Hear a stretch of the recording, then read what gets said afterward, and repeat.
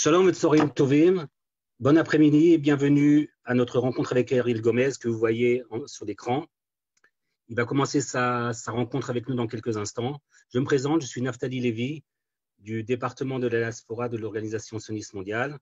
Cette rencontre, que nous allons commencer dans quelques instants, a lieu dans le cadre du programme iVision Live, qui a été initié par Madame Gusti Yoshua Braverman, chef du département de la diaspora, et ce en collaboration avec le département de la promotion de la LIA, présidé par Madame Marina Rosenberg-Kioritny. J'en profite, avant de passer la parole à Ariel, pour vous faire part d'un concours de photos international que nous organisons à l'occasion du Yom HaAtzmaut, l'anniversaire de l'État d'Israël, qui aura lieu dans quelques semaines. Il vous suffit tout simplement d'envoyer une photo et dans laquelle vous pouvez, même de votre maison, alors que vous êtes en plein confinement, exprimer, faire part de votre sentiment avec Israël et le sionisme. C'est un concours dans lequel vous pouvez gagner des très beaux cadeaux et nous organiserons après une conférence un peu partout dans le monde avec les meilleures photos qui seront primées. Je vous fais part également d'une rencontre concert question que nous tiendrons mardi soir, je vérifie l'heure, à 20h heure française avec le grand chanteur israélien Abraham Tal, qui est un peu francophone. Ses deux parents venant de Marseille, il parle le français. On pourra donc l'écouter et communiquer avec lui. Tout ça, bien entendu, en live. Je vous conseille très, très fortement de consulter notre page Facebook, Department of Diaspora Affairs, dans lequel vous verrez tous ces événements et que nous mettons à jour au jour le jour, vu la situation dans laquelle nous vivons. Je vais laisser maintenant la parole à Ariel. Nous allons couper les micros et pendant son intervention, vous pourrez après poser des questions si vous le voulez. Vous pouvez chatter pendant le temps de l'intervention sans aucun problème. Et avant de laisser la parole, comme je l'ai déjà dit à Ariel, j'en profite pour vous souhaiter déjà à l'avance Chag Sameach, Pessah Kasher Vesameach, une bonne fête de Pessah et briout et santé pour tout le monde. Ariel Bevakasha.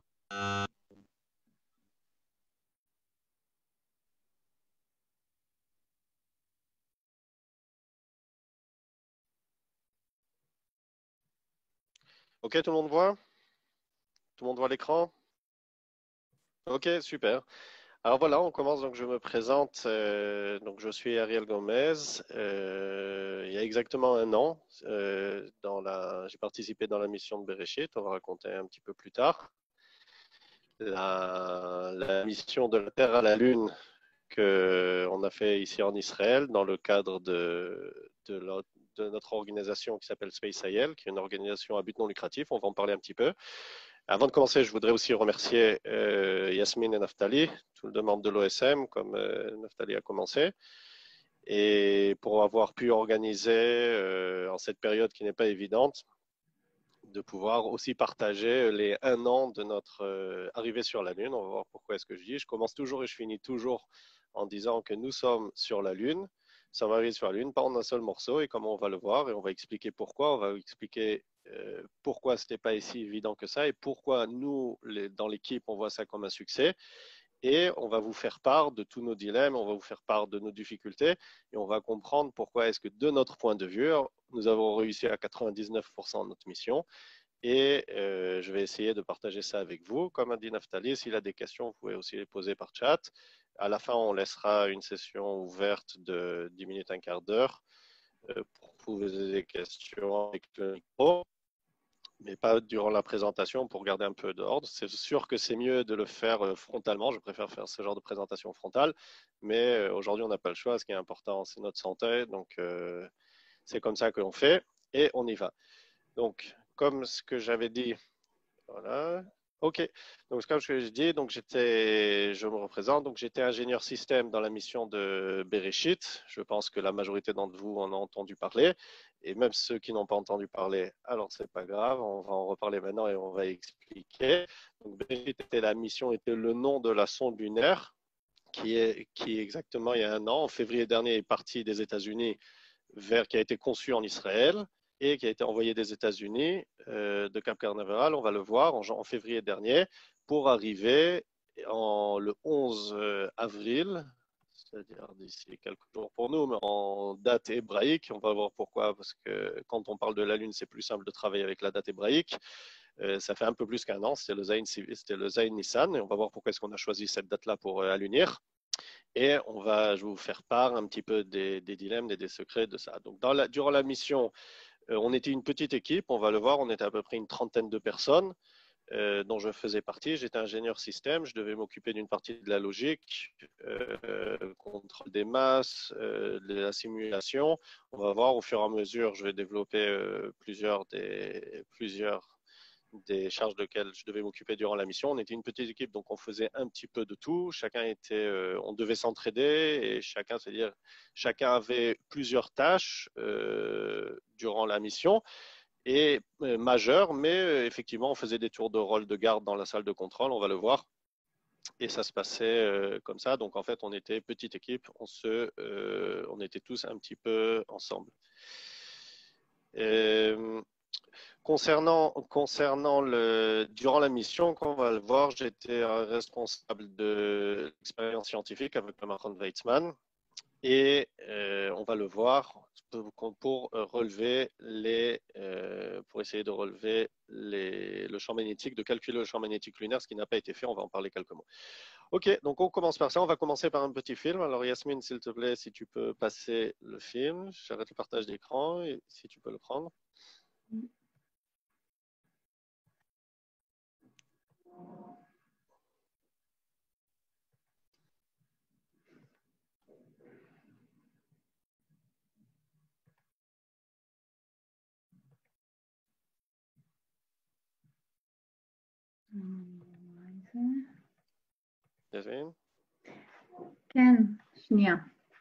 Voilà, on va commencer par un petit film qui va résumer la mission et après on va commencer. Je vais vous expliquer comment est-ce qu'on... Regarde.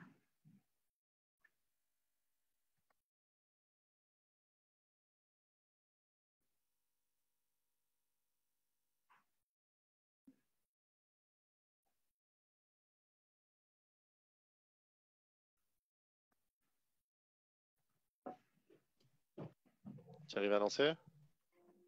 רגע, שנייה. Ok.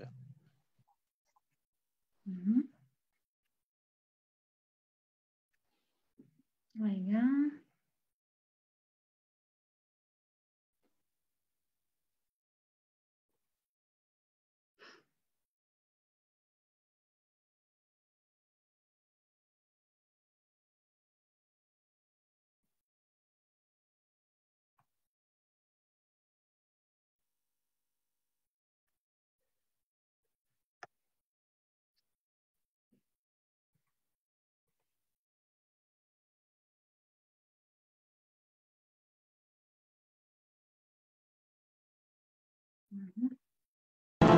The mission? To achieve what only superpowers have accomplished until now. Landing a spacecraft on the moon.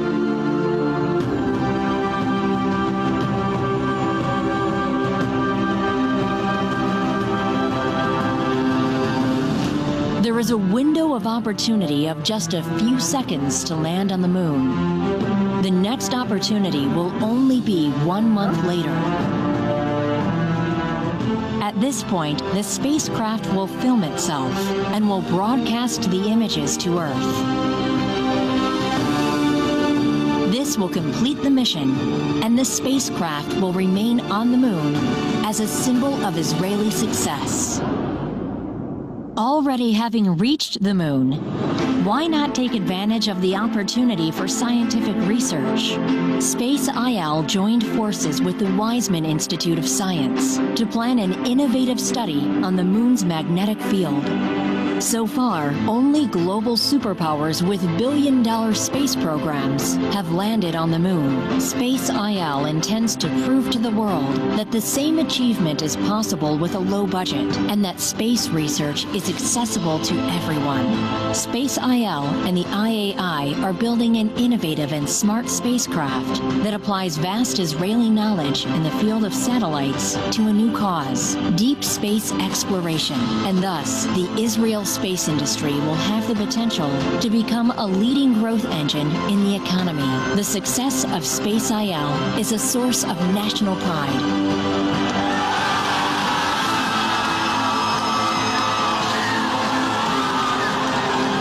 Take part in the Israeli journey to the moon.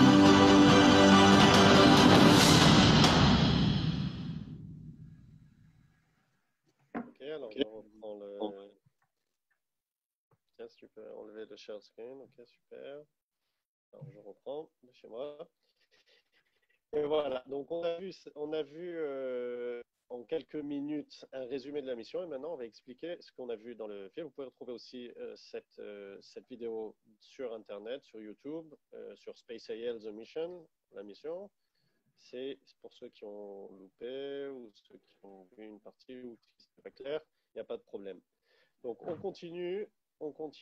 Et avant de parler de comment est-ce qu'on fait pour arriver de la Terre à la Lune, on va parler de notre objectif. On va parler de comment est-ce qu'on fait pour... qu'est-ce qu'on connaît sur la Lune. La Lune tourne autour de la Terre selon un principe physique, c'est-à-dire que la plus grosse planète tourne autour de... La plus petite planète, pardon, tourne autour de la planète. Donc nous, autour du Soleil, la Lune autour de nous, qui est saisie dans notre champ de gravité. Sur la Lune, la distance moyenne de la Lune, c'est à peu près 400 000 km en moyenne. Et on va voir que tous les paramètres que je donne sont des paramètres qui sont très importants du point de vue ingénierie. Et on va les expliquer un par un. Chacun de ces paramètres a un impact sur la conception et sur le fait, sur chacun des paramètres de Bereshit, de la sonde. Donc déjà la distance moyenne de 400 000 km. Étant donné que la Lune est, si on vient par là, le satellite naturel de la Terre le plus proche, c'est le deuxième le plus proche, si on vient rien que pour comparer, on a Mars qui est à peu près à 50 millions de kilomètres. Donc faire une mission sur Mars, il faut beaucoup plus d'essence, c'est beaucoup plus long et c'est beaucoup plus cher. Donc un des objectifs de Google... Un des objectifs, du concours de Google, c'était d'arriver en fait le plus proche parce que c'est le moins cher. Maintenant, ce qui est très important de savoir, c'est que la Lune, c'est pas forcément l'endroit idéal pour passer des vacances parce que quand on est en pleine Lune, c'est-à-dire comme d'ici quelques jours, pendant Pessah, on va être à la pleine Lune, donc le 15 du mois hébraïque. On a la pleine Lune. Quand on voit la pleine Lune qui est complètement éclairée par le Soleil, on parle de température moyenne d'à peu près 130 degrés. Et quand on est au niveau du début du mois lunaire, c'est-à-dire au niveau de Rosh Chodesh, dans le calendrier juif, on est à peu près à moins 150 degrés. Donc, c'est-à-dire que les températures sur la Lune sont à peu près les températures comme ce que l'on connaît dans l'espace, c'est-à-dire dont les satellites doivent se débrouiller avec. On parle d'à peu près 130 degrés dans le jour, moins 150 degrés dans la nuit. Ça se passe sur la Lune une fois par mois, c'est-à-dire que pendant 14 jours, on voit du soleil, pendant 14 jours la nuit. En fait, il y a sur la Lune, si un homme se trouve sur la Lune, on voit un coucher et un lever de soleil. C'est-à-dire que pendant 7 jours, on voit le soleil se lever, pendant 7 jours, le soleil se couche. Durant du moment où on voit le soleil jusqu'au moment où il se couche, on parle de température, comme ce que j'ai dit, à peu près de 120-130 degrés au niveau de l'équateur, un peu moins dans les pôles. Et dès que le soleil se couche dans les endroits de la Lune où dès que le soleil disparaît, on tombe à des températures, à peu près ce que l'on a dit, d'à peu près moins 150, moins 160 degrés. Donc en fait, ça va conditionner ou nous limiter le temps de travail que l'on avait sur la Lune. C'est-à-dire la mission de Bereshit, à cause de ces températures, ne pouvait pas atterrir tant que le soleil n'était pas levé, mais on ne pouvait pas atterrir trop longtemps après que le soleil soit levé. On en a besoin du soleil pour les panneaux solaires, mais dès qu'on arrive à une température 130-140 degrés, on parle, c'est comme faire une expérience de rentrer un téléphone dans un four à 150 degrés et espérer qu'il continue à marcher pendant des heures. Même les missions Apollo, on parle, ils ont tous atterri dès que le soleil s'est levé. Ils sont restés en moyenne 10, 12 heures, 14 heures. Après, quand les températures montent trop, l'électronique et les humains ne peuvent plus résister à ces températures. On comprend un de nos défis par rapport aux températures et ce qui va conditionner en fait notre date d'atterrissage, comme ce que l'on dit. Par rapport au diamètre, la Lune, plus petite que la Terre, d'à peu près, c'est un quart du diamètre de la Terre, entre un quart et un tiers. On n'a pas d'oxygène sur la Lune, pas d'atmosphère. Donc, ça va conditionner notre façon dont nous allons faire notre alunissage. Comme ce que j'ai dit, le Soleil se lève une fois par mois, se couche une fois par mois. Une période sur la Lune, comme on appelle ça dans l'espace, une révolution, c'est à peu près 28 jours. En 28 jours, la Lune fait le tour de la Terre. Et c'est pour ça que l'on observe ça, le pleine lune et le fait qu'elle ne soit plus éclairée, parce que c'est exactement correspond à cette période de 28 jours qui correspond au mois hébraïque. À peu près au niveau de la gravité, il y a de la gravité sur la Lune, c'est à peu près 1/6 de la gravité terrestre. Et essentiellement, la Lune est composée essentiellement de roches. En gros, c'est comme un gros désert. On a des endroits avec des cratères et des rochers. Et on va comprendre ça. Pour nous, c'était très important de savoir où est-ce qu'on allait atterrir, parce que si on atterrissait dans un cratère ou sur un rocher, c'était aussi la fin de la mission. Donc là, on a un petit peu défini quelles étaient les conditions pour arriver sur la Lune. Et maintenant, on va expliquer comment est-ce qu'on fait pour arriver sur la Lune elle-même. Alors, avant ça, maintenant, j'ai mis une petite photo pour expliquer. Quand on voit une photo comme ça, c'est pas seulement par rapport à avoir de l'oxygène. Quand on voit ça, les personnes, par exemple, celui qu'on voit, c'est Neil Armstrong, il est déjà à peu près à 40, 50, 60 degrés. Donc, ça veut dire ces combinaisons, à part des problèmes de pressurisation. Un astronaute qui sort sans combinaison, quand il voit le soleil, il peut soit être grillé, quand il voit pas le soleil, il peut soit être congelé. Donc l'espace, c'est pas vraiment un terrain de jeu vraiment très sûr pour les habitations eux-mêmes. On peut dire que même la Lune est un endroit, disons, très rude pour la vie et pour les humains en particulier. Donc, faire une sortie dans l'espace, c'est pas seulement de respirer comme sous l'eau, c'est plus c'est avoir tout cet équipement-là pour ne pas être grillé ou congelé en fonction du côté où vous vous trouvez. Maintenant, donc on a vu un petit peu quelques éléments sur la Lune qui vont définir en fait la façon dont on va confectionner notre engin lunaire. Et maintenant, avant de ça, on va parler un petit peu de quels ont été les pays qui sont arrivés sur la Lune. Les premiers qui sont arrivés, en fait, il y a jusqu'à maintenant, on peut considérer 3 pays qui ont réussi des alunissages, qui ont fait des alunissages réussis. Il y a encore 2 pays, Israël et l'Inde, comme on va le voir, qui ont fait des alunissages, mais malheureusement, nous n'avons pas réussi. Les premiers qui ont réussi à faire un alunissage réussi, dans le sens du terme, sont les Russes, en 1966, avec leur sonde Luna 9, qui sont les premiers à arriver. C'est pas qu'avant, ils n'ont pas essayé, ni eux ni les Américains, mais soit ils ont écrasé, soit ils ont loupé la Lune. Donc, en 1966, sont les premiers qui ont réussi à contrôler un bon alunissage. Les Américains, jusqu'à aujourd'hui, sont la seule nation avec les missions Apollo qui envoient des hommes et surtout les faire revenir. On peut lire dans l'historique de ça, c'était des missions. C'est pas du tout. On va voir que même pour faire lunir une sonde de 100 personnes, c'est pas un enjeu qui est simple, comme l'on a vu dans notre mission. Mais les faire atterrir, les faire revenir, c'est encore une mission bien plus complexe et bien plus chère aussi. Les 3e pays à avoir réussi à lunir, eux, du premier coup, sont les Chinois, en 2013, première fois. Et il y a à peu près 1 an et quelques, c'est-à-dire juste quelques mois en janvier 2019, aussi, ils ont envoyé une 2e sonde de l'autre côté de la Lune, ce sont les Chinois, avec leur mission Chang 3 et Chang 4. Et la 4e mission à avoir atterri sur la Lune, la 4e nation, je dirais, c'est SpaceIL avec Bereshit. On n'a pas réussi en un seul morceau à atterrir, mais on est sur la Lune. La 5e nation, à être arrivés sur la Lune quelques mois après nous, c'est-à-dire en septembre 2019, ont essayé aussi. Malheureusement, ils ont rencontré aussi quelques problèmes aussi de contrôle et finalement se sont écrasés sur la Lune. Ce sont les Indiens. Maintenant, pourquoi est-ce que je dis que SpaceIL sont les premiers du genre à être arrivés sur la Lune? Parce qu'on peut voir les différents modules lunaires. On peut voir des missions Apollo sur la droite, les grandes missions Apollo. Donc, pour envoyer des hommes, on parle d'un autre type de grandeur de sonde lunaire. Et on peut voir les autres missions, la rouge qui est les missions de type lunaire des Russes, de la nation russe, et les Chinois avec leur rover Chang 3 et Chang 4 qui est encore plus grand. Bereshit est la première mission lunaire qui est totalement privée. C'est-à-dire que tous ceux qu'on voit, toutes les missions qui jusque-là ont été envoyées ne sont que des missions d'État SpaceIL, comme on va en parler dans quelques minutes. Et la première mission d'ordre privé, avec des fondements privés, qui venait avec très peu de fondements de l'État, qui a fait cette mission-là.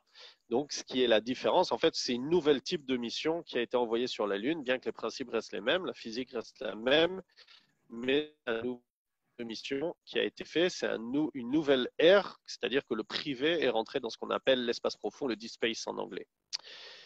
Maintenant, on peut poser la question, mais pourquoi est-ce qu'on fait tout ça? Alors maintenant, on va vous expliquer un petit peu sur la mission de SpaceIL. Donc déjà, quels ont été les défis? Donc on a vu quels étaient notre challenge, c'est-à-dire d'arriver sur la Lune. On a vu quelles sont les conditions pour vivre sur la Lune. On a vu que ce n'était pas forcément sympathique pour une mission lunaire. Et maintenant, quels sont les défis de la mission? Vivre sur la Lune, c'est une partie simplement de notre challenge. Les autres défis de la mission, d'abord, c'est le lancement. On va voir que le lancement est une mission qui, aujourd'hui, on entend qu'il y a de plus en plus de lancements, mais c'est un défi qui est très cher. Notre lancement a coûté 20 millions de dollars pour pouvoir être lancé avec SpaceX. Un lancement le moins cher aujourd'hui, c'est avec donc, la société de SpaceX des États-Unis. C'est à peu près 100 millions de dollars. Ce qu'on fait pour réduire les prix, on rallie plusieurs satellites pour pouvoir le faire. Donc nous, on appelle ça en anglais un ride share ou comme de prendre un stop. C'est comme prendre un stop, c'est-à-dire de mettre plusieurs satellites ensemble pour réduire les prix. Donc le gros satellite qui est un satellite de télécom, on va le voir, lui a payé 80 millions de dollars et nous n'avons payé que 20 millions de dollars pour le lancement. Maintenant, le deuxième défi, c'est une fois que tu es dans l'espace, c'est savoir te localiser et garder une télécommunication constante. Parce que pour arriver jusqu'à la Lune, il faut faire nos 400 000 km, mais il faut réussir à garder une télécommunication stable. Maintenant, comme on a vu, les températures de l'espace, c'est pas exactement ce qu'on connaît sur Terre. Donc, ce qu'il faut surtout, c'est survivre au voyage spatial et on va voir qu'on a eu pas mal de problèmes durant notre mission, durant nos 2 mois de mission. Une fois que l'on est dans l'espace et qu'on arrive suffisamment loin, comme on va le voir, il faut arriver à capturer la Lune parce que si tu n'arrives pas au bon moment ou avec la bonne poussée ou que tu es trop rapide, la Lune, au lieu de t'attirer vers lui, va faire un effet de catapulte et va t'éjecter dans le système solaire. Donc, ça a déjà arrivé à certaines missions. Qui a eu l'effet inverse. Donc, capturer la Lune, c'est la première fois qu'on faisait ça en Israël. Tous les satellites en Israël n'ont jamais dépassé les 60 000 km, ou, si on veut, la zone géostationnaire. Et la 5e challenge, et pour nous, a été l'alunissage, qui n'est pas un challenge facile comme ce qu'on a vu, même 50 ans après l'émission Apollo, et on va le voir pourquoi. Donc, si on résume en gros en 3 points, on a le premier défi, c'est de sortir de l'attraction terrestre. Le deuxième défi, c'est de naviguer dans l'espace. Et troisième défi, d'arriver jusqu'à la Lune. Et on va les détailler. Une fois que notre mission devait arriver sur la Lune, donc avec le drapeau d'Israël qui était sur une plaque de Bereshit, comme on va le voir, on devait prendre certaines photos et les ramener sur Terre. On devait faire l'expérience scientifique dont je devais m'occuper durant la mission. Renvoyer tout ça dans le centre de contrôle et du centre de contrôle diffuser tout ça sur Terre. Comme je m'occupais de la mission scientifique, on va vous en parler. En fait, qu'est-ce qu'on voulait faire? On voulait calculer le champ magnétique lunaire. Ce qui se passe, le champ magnétique, c'est comme sur les boussoles, servent aux instruments de navigation des avions, des sous-marins et aussi de nos téléphones quand on veut savoir où, si on va dans quelle direction, le nord ou le sud. Sur Terre, il est très homogène parce qu'en fait, à l'intérieur de l'écorce terrestre, on a un noyau qui est en activité. Donc, l'activité du noyau terrestre crée un champ magnétique qui est homogène. Sur la Lune, il est très hétérogène. Il y a des régions avec, il y a des régions sans. Et en fait, personne ne sait pas trop pourquoi est-ce qu'il est, fait de cette manière-là. Alors, déjà, il y a 50 ans, ils ont essayé de le mesurer. Ils l'ont mesuré avec une certaine résolution. Nous avons apporté des nouveaux instruments qui avaient une résolution bien plus élevée et qui, durant la mission et surtout durant l'alunissage, auraient dû mesurer avec une grande précision le champ magnétique lunaire dans notre zone d'alunissage. Aussi, on avait pris avec nous, la NASA nous avait envoyé un instrument qui s'appelait le LRO, qui est un laser réflecteur, qui en fait permet de pouvoir mesurer. Donc la NASA a un orbiteur autour de la Lune et en fait ils voulaient faire des mesures de distance et des mesures de vitesse avec leur orbiteur autour avec en fait, une fois que la mission est terminée, pouvoir faire des mesures avec cet appareil-là. Comme ce que j'ai dit, donc, le but de la mission scientifique était d'essayer de savoir un petit peu qu'est-ce qui se passe dans le cœur de la Lune. Aujourd'hui, notre supposition est que la Lune est un satellite, si on veut, mort, ce qu'on appelle, où il n'y a pas vraiment d'activité à l'intérieur du noyau lunaire. Mais en gros, tant qu'on ne pourra pas étudier ou faire de creuser sur la Lune, pour l'instant, il y a beaucoup de théories. Pour l'instant, c'est la supposition qui est la plus étendue que le noyau lunaire, très différemment de celui du noyau terrestre, pour l'instant, n'a pas d'activité. C'est pour ça que le champ magnétique est très faible et très sporadique. On peut se poser la question, en fait, mais pourquoi est-ce qu'on fait tout ça? Donc, ça veut dire, c'est vrai que quand on en parle, c'est vrai que ça fait rêver, mais en fait, on peut se poser la question. Comme une fois, ma grand-mère m'a posé la question quand je lui ai dit que j'allais travailler sur ce projet. Elle me dit, mais pourquoi est-ce que vous faites tout ça? Donc, en fait, pourquoi est-ce que on fait tout ça? C'est une question un peu terre à terre. Mais en fait, tout a commencé avec un concours qui s'appelait Google Lunar X Prize. Sont arrivés ceux qui organisent des concours à travers le monde, ça s'appelle le X-Prize, et ont décidé de faire un concours avec le partenariat de Google, qui était en fait de pousser les limites du secteur privé et de l'humanité et de retourner sur la Lune. Mais cette fois-ci, que ça ne soit pas une agence spatiale, une agence gouvernementale, pardon, mais que ça soit une entreprise privée, entreprise ou peu importe, université, peu importe, que ça soit un groupe indépendant d'un État, c'est-à-dire que ça soit le secteur privé qui réussit 50 ans après à faire ce que les autres missions, ce que les gouvernements qui jusque-là n'avaient réussi à faire. Donc le concours était, si on veut, était simple, si on peut le dire comme ça. Le concours était d'arriver à la lunir sans s'écraser, pouvoir faire 500 mètres sur la Lune, pouvoir faire une photo selfie, parce qu'aujourd'hui, le selfie, c'est à la mode. Donc, de pouvoir ramener une photo selfie sur Terre de la sonde lunaire. Et la première équipe, université ou association, peu importe, entreprise, le premier qui arrivait à faire ça pouvait recevoir jusqu'à 20 millions de dollars. Donc, le concours a été lancé en 2005. Israël, SpaceIL, je dis SpaceIL parce que nous étions une entreprise privée, mais bon, en Israël, il n'y avait qu'une seule entreprise. Donc, SpaceIL était la première entreprise à s'inscrire en Israël. Bon, en Israël, il n'y a pas eu d'autres, mais c'était la première et la dernière de toutes les autres associations. Il y en a eu 40 à travers le monde et SpaceIL était la dernière à s'inscrire, mais la seule à avoir réussi à lancer réellement vers la Lune. La majorité des autres associations, donc on a dit 40, depuis les États-Unis, à travers l'Europe, avec la Chine, pardon, pas la Chine, l'Inde et le Japon, 40 associations et ont commencé ce concours finalement, mais la majorité, pour des raisons de budget, ont dû abandonner. SpaceIL était la seule qui finalement a réussi à trouver tous les budgets et réussi aussi au point de vue ingénierie à créer une sonde qui est partie et qui est arrivée sur la Lune. Les trois fondateurs, les trois rêveurs, je dirais, qui ont commencé ça en fin 2010 et qui se sont inscrits en 2011, étaient les trois ingénieurs que l'on voit, Jonathan, Yariv et Kfir, étaient les trois qui ont commencé et qui ont dit « venez, on va essayer de le faire ». Quand ils ont commencé, ils venaient de finir leur service militaire, c'est-à-dire qu'ils avaient entre les 20 et 23 ans. Ils n'avaient ni l'argent ni les connaissances pour le faire, mais ils ont dit, venez, on va essayer tout de même de le faire. Et c'est comme ça que ça a commencé, comme beaucoup de choses commencent chez nous autour d'Al-Echaim. Les trois se sont réunis dans un pub à Holon, dans le sud de Tel Aviv, dans la banlieue du sud d'Israël, et ont commencé à dessiner les premiers dessin de ce qu'on veut, ce premier schéma de ce que l'on appelle, que l'on voit sur la droite dans le petit écran, les premiers schémas de Bereshit, qui au départ devait être petite, au fur et à mesure on grandissait. Donc en fait c'est comme ça que tout ça a commencé. Même pour l'inscription, les 50 000 $, les 50 premiers 1 000 $ pour s'inscrire au concours de Google. Même ça, c'était difficile pour eux de réussir à les trouver. Ils ont fait des appels à la radio et à la télévision. Finalement, ils ont réussi. Le 31 décembre 2010, ils ont réussi à faire passer à Google les 50 000 $ pour pouvoir s'inscrire. Le 1er janvier 2011, c'était la fin des inscriptions. Donc, Israël était la dernière, et SpaceIL était la dernière organisation à s'inscrire au concours. Et en 2019, la seule à lancer réellement la sonde vers la Lune. Donc, c'est comme ça que tout ça a commencé. Et avec une idée de trois jeunes qui ont su rêver et aller jusqu'au bout de leur rêve.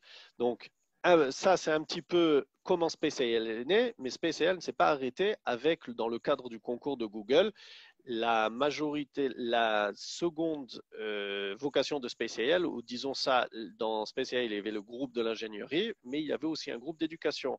Et même, par exemple, moi aussi, je faisais partie, et aujourd'hui, même un an après, donc je continue en tant que volontariat dans les écoles. Ce qui était très important pour nous, c'était le côté éducatif de la chose. C'était pas seulement faire un concours pour atteindre la Lune, mais c'était surtout pour pour inspirer et donner un sentiment à tous les enfants, surtout en Israël, qu'il ne faut pas avoir peur de rêver, même si forcément on n'arrive pas toujours à atteindre nos buts, mais on peut commencer de rien et donner un sentiment, comme ce que l'on appelle chez nous, que tout est possible. Comme disent en hébreu, on dit « en omet bifna ratson », c'est-à-dire que finalement, la majorité des choses qui nous stoppent, c'est nous-mêmes qui nous stoppons quand on dit « c'est trop cher, c'est trop grand, c'est pas pour moi, c'est trop difficile », etc. Je ne dis pas que ça a été facile, mais à Space IL, on a essayé d'aller au bout de nos rêves. On ne savait pas si on allait réussir et on va le voir. C'était compliqué, on ne l'avait jamais fait, mais on n'a pas eu peur de rêver. Et c'était ça, quand on arrive dans les écoles, on passe dans les écoles et on leur a expliqué comment est-ce qu'on a fait. On leur a dit, ça ne s'est pas passé, nous sommes vos voisins. Et c'est vrai qu'on ne l'avait jamais fait, mais il ne faut pas avoir peur d'innover, il ne faut pas avoir peur de réfléchir différemment. Et c'est vrai qu'il y a beaucoup de problèmes, on a eu beaucoup de problèmes. On a rencontré sur notre chemin, mais ce n'est pas une raison de s'arrêter. Et c'était ça, si on veut par là, hein, pour nous, c'était très important, le message de Bereshit, surtout pour les jeunes, c'était de oser rêver et d'aller jusqu'au bout de leurs rêves.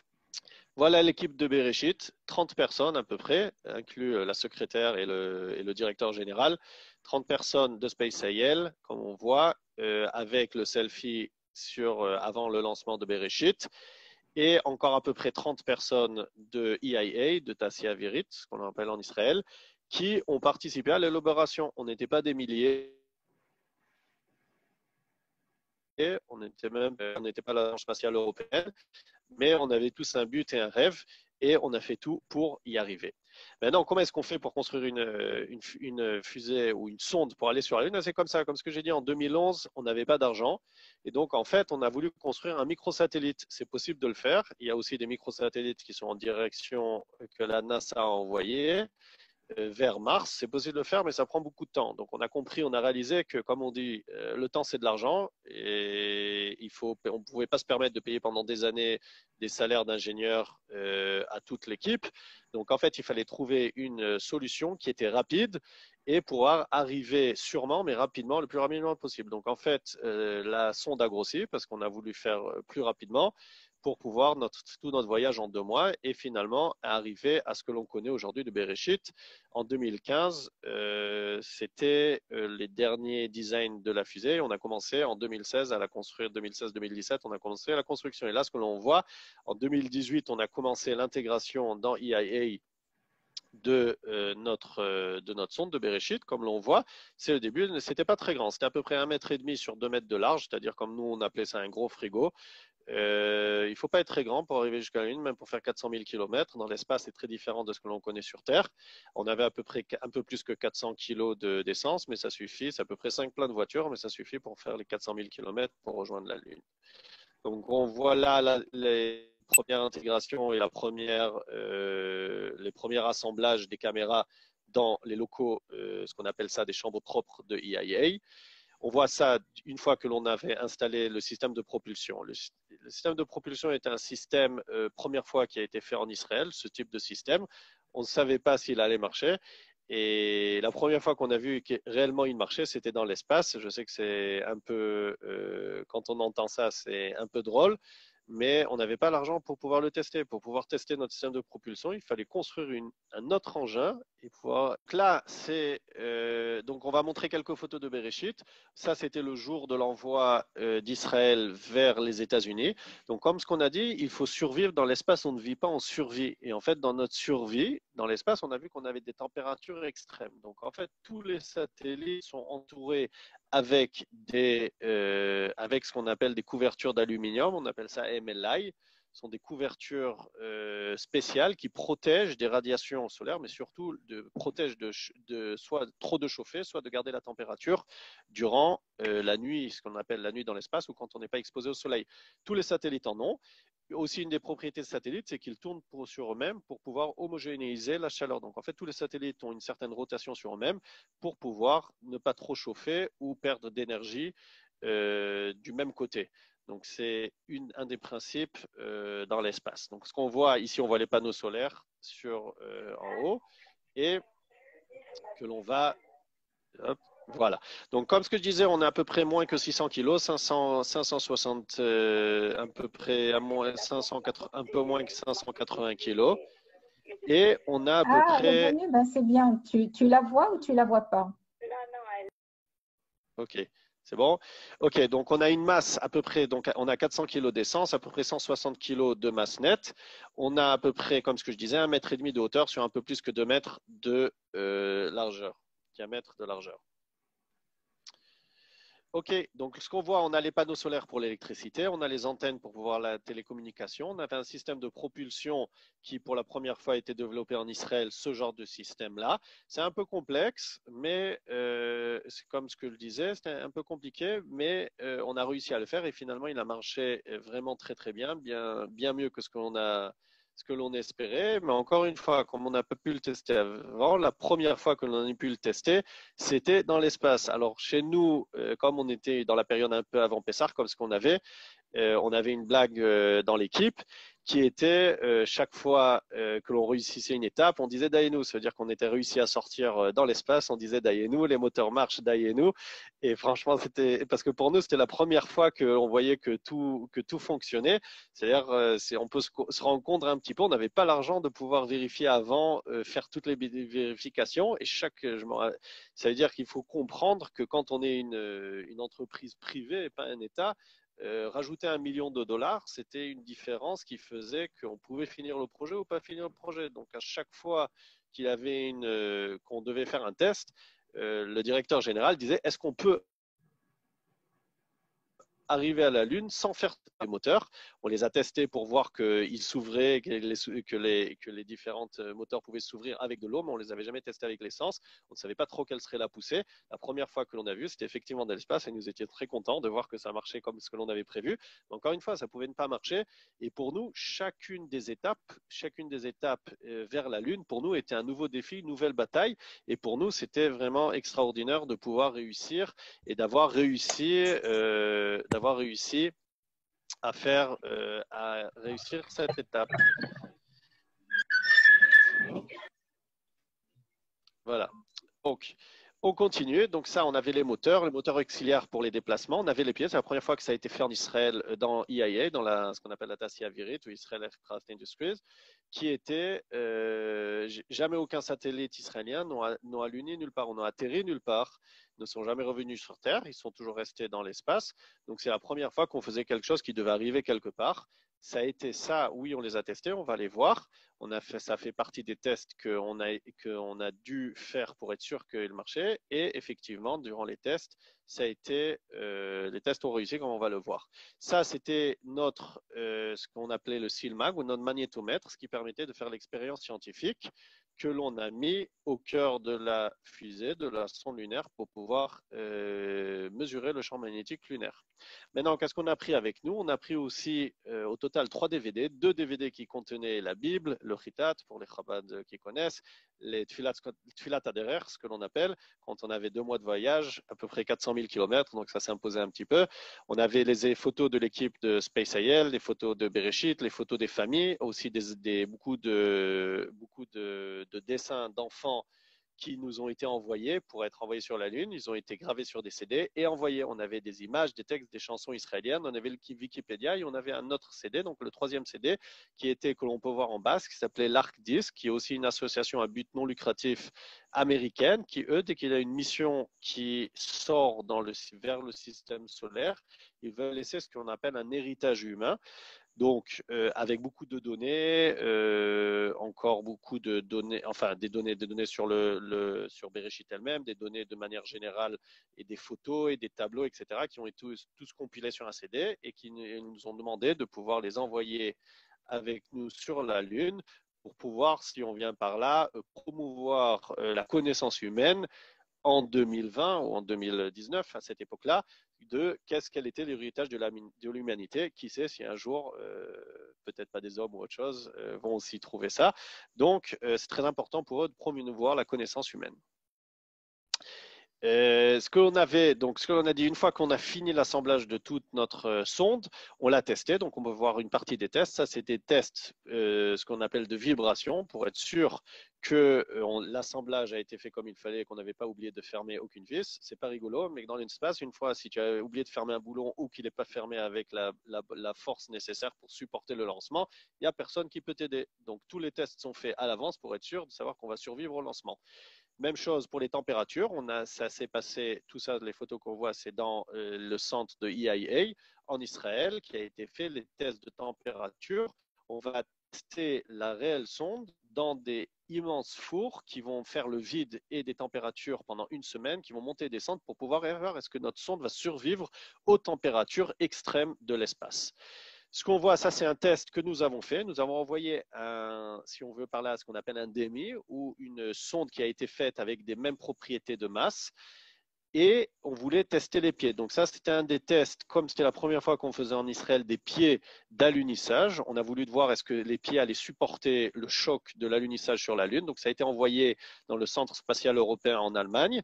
On a envoyé comme une sorte de sonde avec les mêmes propriétés de masse, avec les pieds originels. En fait, une paire de pieds originelle qui était identique à celle qui a été envoyée sur la fusée, sur la sonde de Bereshit. Et les tests ont été faits. En fait, il y a un bras qui vous lance avec la force et la vitesse à laquelle vous pensez arriver sur la Lune pour voir est-ce que vous pouvez résister au choc de l'alunissage. Donc ça, c'est un des tests qui a été fait, que l'on a pensé impératif de faire, et les tests ont bien réussi. Donc tous les tests jusqu'en décembre 2018 ont été terminés pour pouvoir, la sonde est partie en janvier 2019 vers les États-Unis. Maintenant, comment est-ce qu'on fait une mission spatiale? Donc, comme ce qu'on a dit, le premier challenge pour nous, c'était de pouvoir le lancement. Après, c'était la navigation, la communication et l'alunissage. Alors maintenant, on va voir chacune de ces étapes. D'abord, le lancement a été fait des États-Unis, comme on voit avec un lanceur de Falcon 9. Donc, ce qu'on peut voir dans le dessin, ça paraît un peu petit, mais c'est à la taille d'un grand immeuble de à peu près 13 ou 14 étages. On parle d'à peu près 75 mètres de hauteur. Et à l'intérieur, donc le haut, l'extrémité, en hébreu on appelle ça la choupa ou le fairing en anglais, c'est-à-dire ça c'est à quoi ça ressemble. On peut voir sur le bas de l'image, on peut voir des hommes de SpaceX qui sont affairés aux dernières intégrations, c'est avant de fermer le satellite, c'est le stage supérieur donc du lanceur, c'est à peu près 30 mètres de haut. On peut voir ça, c'est le satellite principal au milieu, c'est le satellite normal de télécommunication. Qui sont dans l'espace, desquels nous proviennent toutes les images, enfin Internet et tout ce qui passe dans l'espace transite avec satellite, c'est à peu près 5-6 tonnes et on peut voir la différence de taille et on peut voir Bereshit qui était donc le plus petite sonde lunaire qui a été envoyée, vraiment un très petit satellite, encore une fois pour des questions de budget, on n'avait pas le budget de pouvoir se permettre d'envoyer des gros satellites avec beaucoup d'appareils, c'était le maximum que l'on pouvait faire et on peut voir la différence de taille entre un satellite normal et notre sonde Bereshit. Voilà comment c'était le soir du décollage du lanceur. Pour arriver dans l'espace, je ne sais pas si tout le monde le sait, mais l'espace n'est pas très loin. Pour arriver au-dessus de nos têtes, on parle d'à peu près 60 km au-dessus de nos têtes, on est déjà dans l'espace. Et c'est à peu près, pour arriver dans l'espace, on parle d'à peu près entre 4 et 5 minutes pour un lanceur d'arriver dans l'espace. À peu près, au bout de 4-5 minutes, le premier étage du lanceur laisse les satellites avec une deuxième phase du lanceur pour mettre en orbite. Et à peu près en moins que 10 minutes, le lanceur est revenu sur Terre. Donc ça, c'est comme ça que font SpaceX. C'est entre 7 et 8 minutes. Ça dépend de la trajectoire et de la vitesse que l'on veut avoir. Mais en gros, en 10 minutes, le lanceur est revenu. Et comme on a dit, ça peut être très risqué. Donc c'est arrivé que les lanceurs se sont déjà explosés sur le pad de tir ou n'ont pas réussi à mettre en orbite. Et on a dit que c'était assez coûteux. On a parlé pour notre mission, le lancement c'était 100 millions de dollars. Nous n'avons payé que 20 millions parce qu'on était avec un autre satellite.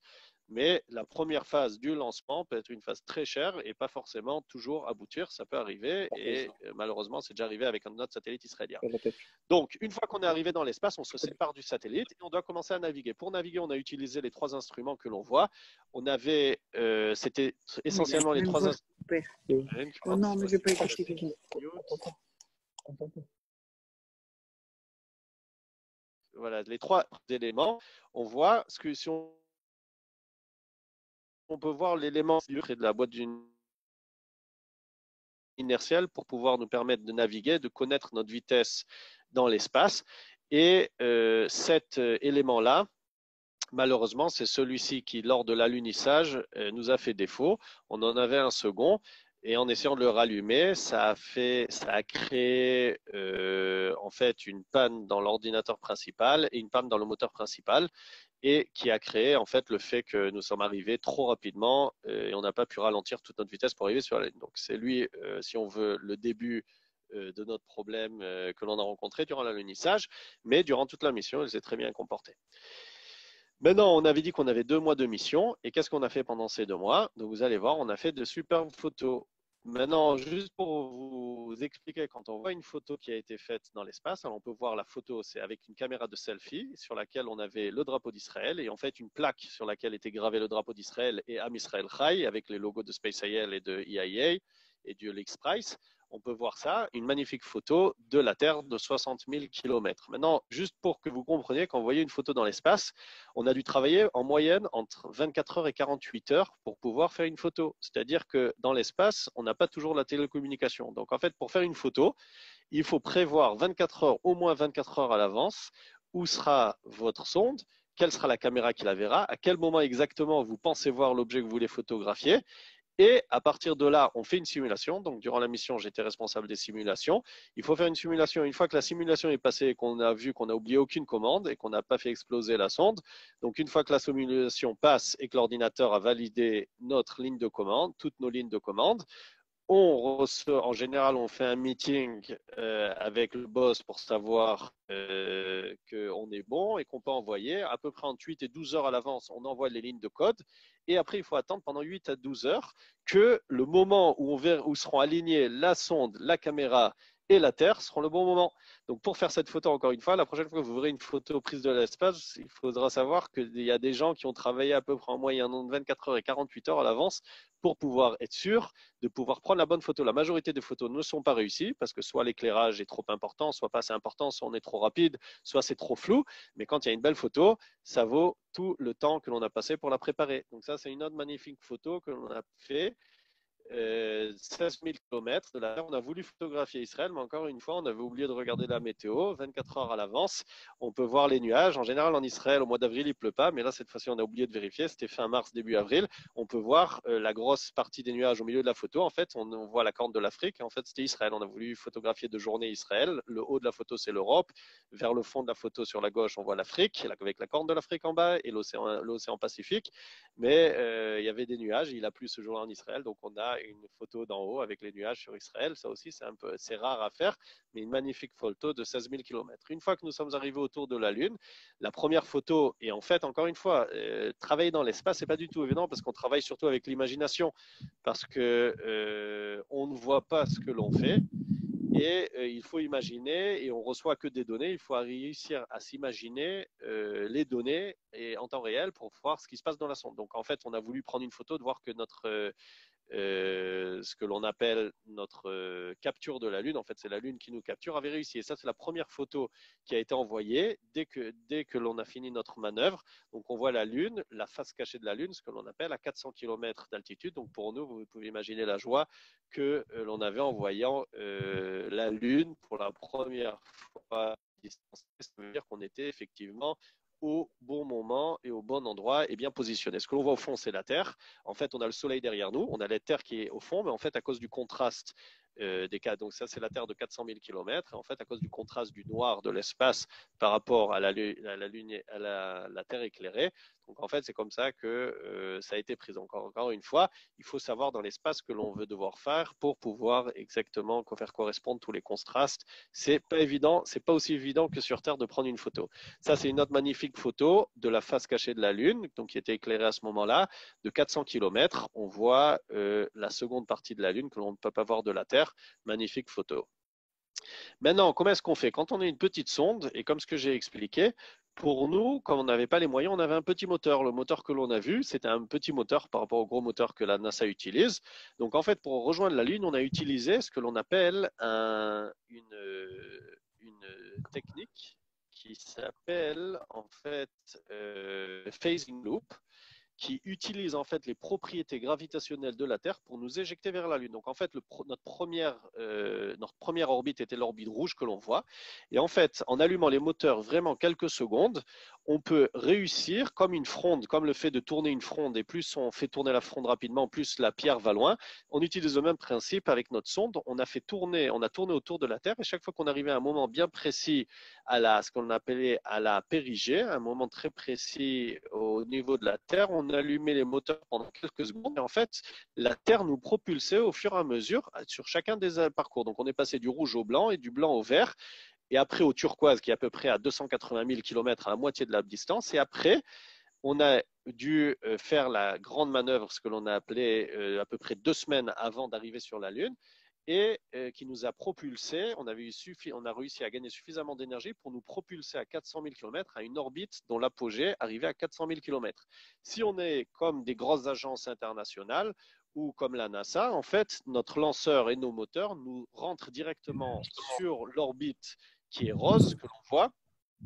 Donc en fait, il nous propulse sur l'orbite rose dont l'apogée arrive à 400 000 km. Et en fait, un vol direct Terre-Lune, c'est 4 jours. Pour nous, ça nous a duré 2 mois parce que chaque fois, il fallait attendre d'arriver à la bonne distance. Donc en fait, il fallait calculer 2 mois à l'avance où est-ce que serait la Lune pour arriver au bon moment, exactement à la bonne distance pour pouvoir réussir à être capturé par la Lune. Et c'est comme ça que ça a été fait. Donc en fait, c'était il y a à peu près un peu plus qu'un an, donc c'était le 4 avril 2019 que nous sommes arrivés. C'était un jeudi soir, nous sommes arrivés vraiment suffisamment proche de la Lune pour pouvoir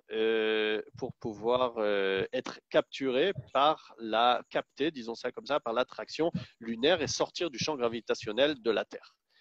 Donc, comment est-ce qu'on fait? Donc ça, c'était plus ou moins expliquer rapidement la démarche pour pouvoir faire quand on a une petite sonde et pas beaucoup d'essence. Donc en fait, on a fait tout notre parcours de 400 000 km avec 200 kg d'essence et les 200 autres étaient réservés à l'alunissage. Maintenant, un autre challenge aussi un autre challenge était le challenge des télécommunications.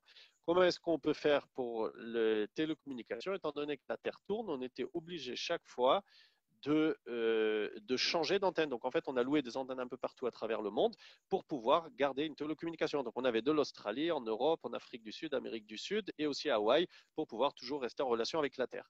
Maintenant, c'est à ça que ressemblait le centre de contrôle le soir du lancement. On peut voir, en fait, tout est dirigé par des écrans et tout est contrôlé à travers le centre de commande qui était en Israël, dans le site de EIA, à côté de Petah Tikva. Donc ça, c'était durant nos gardes, et ça, on peut voir même pendant Purim. On n'a pas perdu le sens de la vie sur Terre, donc on peut voir pendant les gardes, et ça, c'était pendant une manœuvre juste avant Purim. On était tous venus déguisés pour la manœuvre. Maintenant, pour ceux qui se posent, pour les personnes qui sont orthodoxes, comment est-ce qu'on faisait par rapport au Shabbat? Donc, comment est-ce qu'on faisait pour contrôler une fusée durant le Shabbat? Donc, on avait un problème, que notre mission était une mission qui n'avait pas d'ordre vital, c'est-à-dire c'était un concours d'ordre totalement public, enfin privé. Donc en fait, on a saisi le grand rabbinat d'Israël et on a dû utiliser des innovations et des nouvelles plateformes technologiques pour pouvoir en fait commander la fusée qui était dans l'espace. Le Shabbat, on a reçu 8 pages du grand rabbin d'Israël qui nous a dit quelles étaient, donc c'était le minimum de personnes pour pouvoir rester dans le centre de contrôle pendant le Shabbat, et on avait aussi le rabbin, un ami à moi, c'était un rabbin dans l'armée de l'air, le Rav Shraga Dan, qui lui aussi nous a aidés par rapport à toutes les questions ilchatiques. Et ça, c'était le matériel qu'on a utilisé. C'était un matériel très spécial qui est utilisé pour certaines industries qui, durant le Shabbat, ont besoin de fonctionner, surtout les industries. Ça a été développé pour des industries en Israël chimiques qui, eux, doivent garder le contrôle des températures. Donc, c'était un équipement spécial qu'on a utilisé durant la mission. Maintenant, donc, on a appris, donc on va finir avec le dernier point de notre conférence, on a appris comment est-ce qu'on faisait une mission ligne, comment est-ce qu'on utilisait donc l'unissage. Donc, un des rôles aussi était comme je travaillais déjà avec l'Institut Weizmann, concernant la mission scientifique, on m'a demandé de choisir avec le Macron Weizmann aussi, l'Institut Weizmann, le site d'alunissage sur la Lune. Donc, comment est-ce qu'on fait pour choisir un site d'alunissage? Je vais vous dire franchement, quand j'ai commencé, j'en savais trop rien. On a dû étudier sur la Lune, mais on a dû prendre toutes les contraintes technologiques et d'ingénierie. On a dû trouver une zone d'accès facile. On a dû prendre en compte les enjeux thermiques, comme ce qu'on a vu. Donc, on a aussi les enjeux de télécommunication. Il fallait à l'avance savoir utiliser. Et encore une fois, on avait en tête la mission scientifique, donc il fallait trouver un endroit aussi pour pouvoir faire notre mission scientifique. Donc, comment ça a été fait? On a choisi dans la mer de Sérénité. Donc, si on divise la Lune en 4 quartiers, donc le quartier, c'est-à-dire d'un soir de pleine lune, si on divise en 4 quartiers la Lune, le quartier supérieur droit, le point noir le plus en haut que l'on peut voir sur le côté, le quartier en haut à droite, c'est ce que l'on appelle Marea Serenatis, la mer de sérénité. Pourquoi est-ce qu'on l'a choisi? Parce qu'en gros, c'était le plus simple pour nous. Donc en fait, sur la Lune, le côté qui fait face à nous, sur la Terre, pardon, quand on regarde la distincte, on a ce qu'on appelle les islands, ou comme un genre, ils pensaient que c'était les mers, c'était les zones noires en fait. Comme ils sont plus profondes et plus plates, en fait, ils réfléchissent moins de lumière. Donc en fait, on les voit noirs. Mais en gros, sur la Lune, tout est gris comme ce que l'on peut voir. Mais les zones qui sont plus élevées nous apparaissent comme blanches parce qu'elles nous reflètent plus de lumière du soleil. Et les zones qui sont plus planes, qui sont les zones plénières sur la Lune, ou les mareas, ce qu'on appelle les mers, sont des zones qui sont plus sombres. Donc en fait, c'est ce que l'on voit. Donc le blanc et le noir, en fait, c'est du gris, mais ce sont deux zones géographiques distinctes sur la Lune. Donc nous, on n'allait pas atterrir sur une montagne parce que c'était trop compliqué à faire. C'était plus, au niveau scientifique, c'était plus intéressant, mais au niveau ingénierie, c'était plus compliqué à faire. Donc on a choisi deux zones, on peut les voir, deux zones que l'on a choisies d'alunissage. La première principale et la seconde, au cas où si on avait un problème durant l'alunissage, on avait une zone, ce qu'on appelle de backup ou de secondaire pour pouvoir atterrir. Donc ça, c'est une image qui nous a été faite par l'Université des États-Unis. Donc ça, ce sont les coordonnées de le point d'impact de Bereshit. On a atterri 13 km de ce point. On s'est écrasé à 13 km de ce point-là. Donc, sont les coordonnées du point, pour ceux qui veulent s'amuser pour trouver sur Internet, sont les points de Bereshit dans la mer de Sérénité. Donc, c'est à ça que ça ressemble à la Lune. Encore une fois, ce que je vous ai dit, on n'avait aucune donnée sur la Lune. Ça, ce sont les images les plus précises que l'on a reçues de la NASA. Des images avec une résolution de 1 mètre. C'est-à-dire qu'on ne voyait pas si on avait une roche ou un cratère de 1 mètre de diamètre, c'est-à-dire c'est presque de la taille d'une petite voiture, on ne pouvait pas savoir où est-ce qu'on allait atterrir. Donc, c'est-à-dire qu'on a fait un atterrissage statistique et c'est pour ça qu'encore une fois, même si tout se passait comme ce que l'on avait prévu, il était possible que l'on atterrisse dans un mini-cratère et que la sonde se retourne ou s'écrase. Donc c'est pour ça qu'en fait, encore une fois, il y avait beaucoup de questions auxquelles on n'avait pas de réponse. C'était compliqué à faire, mais encore une fois, on savait qu'il y allait y avoir des risques et on savait qu'on avait une prise de risque, on savait que c'était pas sûr qu'on réussisse, mais encore une fois, ça ne nous a pas arrêté. Donc ça sont les dernières photos de Bereshit. Ça, c'était une photo d'à peu près 20 km au-dessus de la surface. On peut voir au fond, on peut voir les différences entre les deux régions. Donc juste au-dessous, quand on traversait durant l'alunissage, on peut voir, on est au-dessus des montagnes et vers le fond, on voit les zones plénières. Et quand on arrivait, c'était quand on se dirigeait vers le site de l'alunissage. On n'était pas près 400 km avant le site.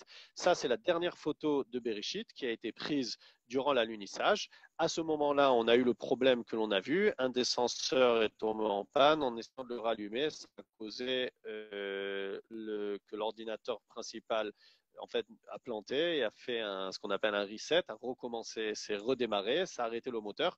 Et en fait, on a réussi à allumer le moteur, mais trop tard. Et en fait, on a percuté le sol à peu près à 4000 km/h. Et en fait, on a créé, si on veut, le premier cratère Bereshit. Donc ça, c'est une photo qui a été envoyée quelques jours après par la NASA. On peut voir, j'ai entouré en rouge, le point noir que l'on voit. Alors, c'est le point d'impact de la fusée de Bereshit et qui a été prise en photo par la NASA à peu près à 90 km d'altitude. Donc encore une fois, comme ce que j'ai dit, je termine avec ça, on est sur la Lune, on est arrivé sur la Lune, pas comme ce que l'on avait prévu, mais encore une fois, on savait pour nous, ce n'était pas évident de réussir du premier coup et de la première fois. Donc, pour nous, pour les ingénieurs, oui, c'est une réussite. Oui, nous sommes arrivés sur la Lune et nous sommes très contents et très fiers de ce que nous avons arrivé à faire. Alors, c'est vrai qu'on avait une blague dans l'équipe. Nous avons mis le drapeau d'Israël. On ne sait pas exactement à quelle profondeur est-ce qu'on l'a mis, mais par rapport à nous, nous sommes là-bas, nous sommes arrivés et ça a ouvert la voie à une nouvelle ère dans le spatial. Et quelques mois après, la NASA ont sorti un nouvel appel d'offres qui a été de arriver sous 3 ans sur la Lune avec comme par hasard, un budget comme de SpaceIL, 100 millions de dollars. Si SpaceIL, la NASA en dit, si SpaceIL ont réussi à les faire, est venue la maturité du système, du privé dans l'espace est arrivée et c'est une nouvelle ère donc, qui a été lancée. Donc la NASA, il y a eu 5 entreprises américaines qui ont été choisies pour refaire en fait ce que l'on a fait avec le même budget. Et je suppose qu'il peut-être maintenant qu'une fois que les technologies ont été vues et sûrement ils vont apprendre de nos points faibles, je suppose peut-être que même moins cher ça pourra être fait. Mais en tout cas, encore une fois, donc SpaceIL, ce n'était pas forcément une aventure sans lendemain, bien qu'en Israël, donc pour nous, nous sommes arrivés. Et je pense que dans les prochaines années, on va voir aussi de plus en plus le secteur privé rentrer. Et ça a sonné le glas de la nouvelle ère dans le spatial du secteur privé qui jusque-là, les plus grosses croyances aux yeux de toute la planète que avec un petit budget, on n'avait pas des milliards d'euros, on n'avait même pas des centaines de millions de dollars, on avait tout juste un peu moins que 90 millions de dollars et c'est comme ça que l'on a fait. Encore une fois, on savait c'était pas une mission évidente, réussir du premier coup la première fois. C'était un challenge, on l'a fait et pour nous, nous sommes arrivés sur la ligne. Donc là, je termine ma présentation. Pour ceux qui ont des questions, donc c'est avec plaisir, c'est à vous. Peut-être Yasmine, tu voulais dire quelques mots? Oui, je vais ouvrir le micro, mais juste pas. Je vous donne la possibilité d'ouvrir vos micros, mais juste pas tout le monde en même temps. Ok.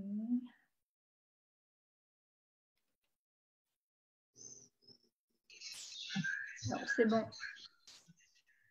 Est-ce que quelqu'un a une question?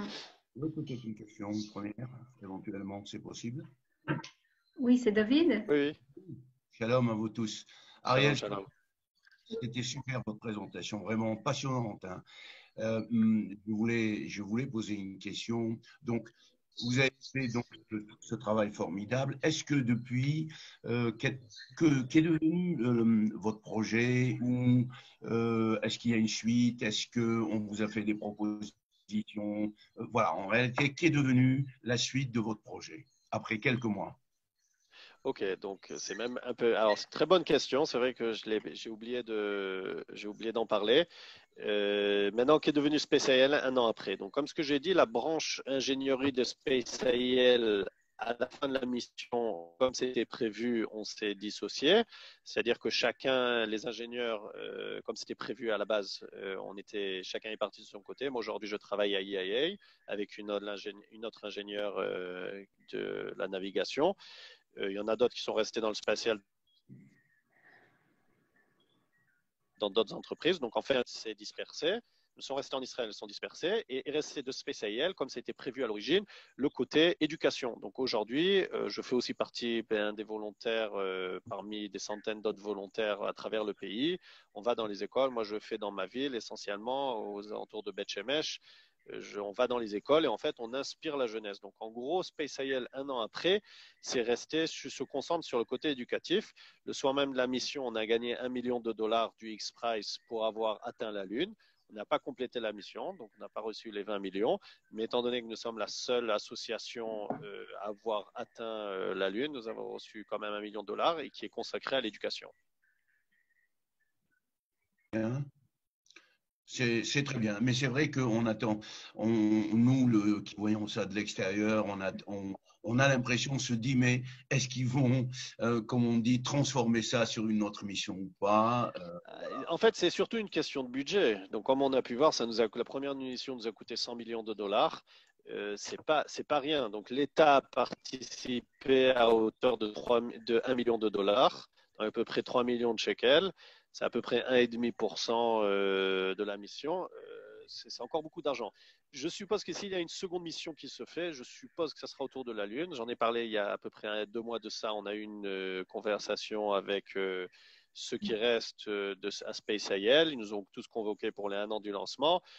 C'est possible d'ici 4-5 ans s'ils réussissent à de nouveau réorganiser, trouver des financements et réunir de nouveau une équipe. Moi, j'ai dit qu'avec plaisir, je revenais. Je suppose que la majorité des ingénieurs reviendront pour pouvoir refaire une mission. Et je suppose que ça sera un nouveau, plus ou moins, je suppose que ça sera autour de la Lune, parce qu'aller sur Mars, ça serait un autre challenge, mais peut-être un peu différemment. Je sais qu'on a parlé de faire peut-être une autre mission scientifique ou de pouvoir peut-être un mini satellite autour de la Lune, ce qui n'a jamais été fait. Il faut qu'il y ait quelque chose de nouveau pour justifier ça, c'est-à-dire faire ce qu'on a déjà fait. Je ne sais pas si ça serait mettre 100 millions de dollars, même si c'est pas très cher pour une mission lunaire. C'est notre intérêt pour pouvoir le faire, qu'il y ait un nouveau challenge. En tout cas, bravo, Ariel, vraiment bravo, Kolakavod. Mais ça va. David, d'autres questions? Oui, moi j'en ai une. Bonjour, merci pour la présentation. Et je voulais savoir en fait le temps de latence quand vous communiquez avec la sonde. Donc je suppose qu'il va en grandissant. Et le temps de latence qu'il y a entre vous et la sonde quand elle s'approche de la Lune. Ok, c'est une bonne question. Étant donné que la lumière, donc c'est à peu près une seconde. Quand on avait presque pas on ne sentait presque pas ce temps-là. Et c'est très différent. Par exemple, sur Mars, c'est à peu près 8 minutes.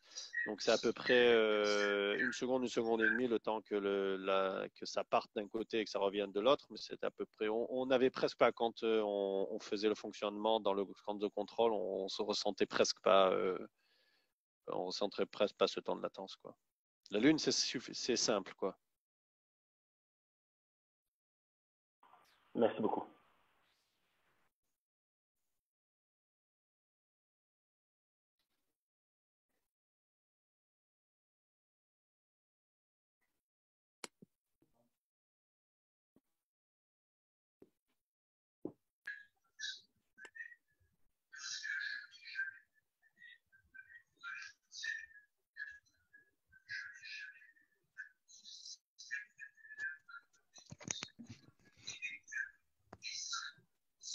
Yasmine?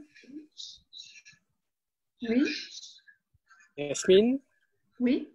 Oui, c'est Eric de Bordeaux. Ah, bonjour Eric. Bonjour. Eric Awizrat. Oui, bonjour Monsieur Gomez. Comment ça va? Comment ça va? Non, je n'aurais pas voulu rater cet exposé, mais je suis arrivé un peu en retard parce que je fais un métier qui avait quelques impondérables médicaux. Voilà, tout à fait. Merci encore pour ce travail et on en est très fiers et bravo. Juste une petite question. On entend souvent des pays, souvent des très grands pays, qui sont très honorés parce qu'on leur demande de mettre en place des satellites pour d'autres pays. Et je voulais savoir, mais excuse peut-être mon ignorance et peut-être le petit niveau sur le plan spatial que j'ai, mais je voulais savoir, est-ce que le fait que vous ayez fait ce travail, cette mission Bereshit, ça peut amener pour Israël des clients et donc des demandes dans ce cadre-là, de travailler en partenariat avec d'autres pays étrangers? Alors, c'est une très bonne question.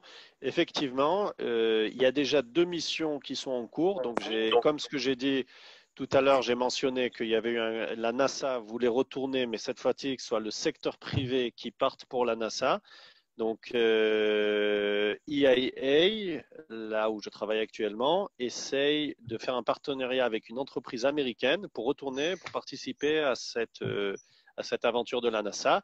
Et en parallèle, il y a une entreprise allemande qui veut participer pour l'Agence spatiale européenne aussi pour pouvoir faire ça. Donc, ils ont fait un partenariat aussi avec EIA, donc un partenariat avec l'Europe, un partenariat avec les États-Unis, dans le cadre du secteur privé pour des agences gouvernementales, pour pouvoir retourner sur la Lune. Donc, en fait, je pense qu'on voit déjà les premiers fruits de cette aventure-là, au moins dans le cadre, même si ce n'est pas SpaceIL directement, ça reste dans le cadre, ça reste en Israël.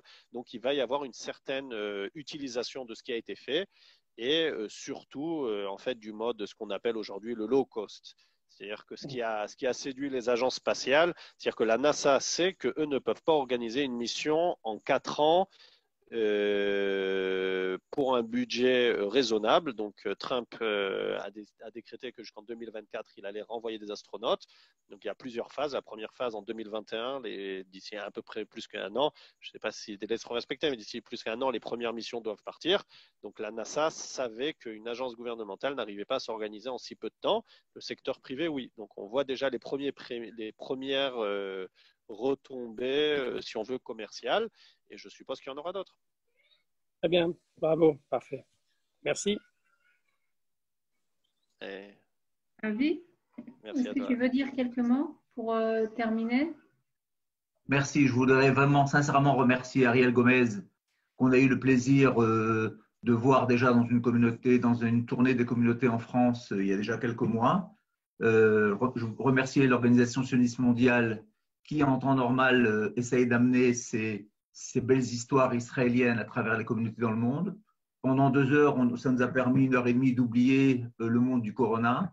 Mais je crois que ce qu'on a pu voir, en tout cas, c'est l'innovation israélienne. Et j'espère qu'elle nous réservera aussi des surprises dans ce domaine. En tout cas, nous allons continuer. Nous étions quelques bonnes dizaines à écouter Ariel en direct, mais je veux vous dire que la dernière conférence que nous avons faite, parce que nous en faisions plusieurs par semaine, a été vue par plusieurs centaines de personnes grâce à Facebook. Donc, cette conférence sera mise en ligne pour vos amis, pour ceux qui n'ont pas eu la chance de suivre, j'allais dire, de vivre un petit peu avec cette très, très belle description d'Ariel vécue de l'intérieur, quelque chose de tout à fait remarquable. Je crois que en ce moment de confinement, un petit peu, on peut s'imaginer un petit peu ce que c'est l'espace et ce que c'est l'infini. Donc voilà, de Jérusalem où je me trouve, je voulais vraiment passer notre chaleureux et cordial shalom à toutes les communautés juives qui nous suivent. J'ai vu à travers Eric Wizrat de Bordeaux et d'autres communautés qui sont présentes. Nous allons aborder un Pessah très très particulier. Voilà, donc on essaye à travers ces activités de vous garder, de vous aider à rester proche d'Israël. On sent par ce temps-là où nous sommes un petit peu déconnectés et un petit peu éloignés parce que cette réalité nous oblige tous à vivre chez soi. J'espère que ces activités qui vont se poursuivre, parce que nous savons tous très bien qu'après Pessah, nous allons continuer à être confinés pour la plupart d'entre nous. Et donc, je vous invite à continuer à suivre les activités de l'Organisation sioniste mondiale à travers ces conférences, mais aussi à travers tous nos ulpans. Et vous savez que nous avons plus de 120-125 ulpans en France qui, pour quasiment la totalité d'entre eux, ont réussi, grâce à la technologie moderne, à continuer à vivre et à s'activer jusqu'à la veille de Pessah et reprendront le lendemain de Pessah. Donc, merci Yasmine, merci Naftali du département des activités en diaspora, et merci Ariel Gomez, et merci surtout à vous, chers amis, d'avoir été avec nous pour cette magnifique présentation. Chag Sameach Lekulam. Chag Sameach, Chag Sameach. Merci beaucoup. Chag Sameach, merci beaucoup. Merci beaucoup. Salut Ariel. Chag Sameach. Bye. Bye. Bye. Merci, Chag Sameach, bravo. Chag Sameach, de bonnes nouvelles. Bye bye. Bye.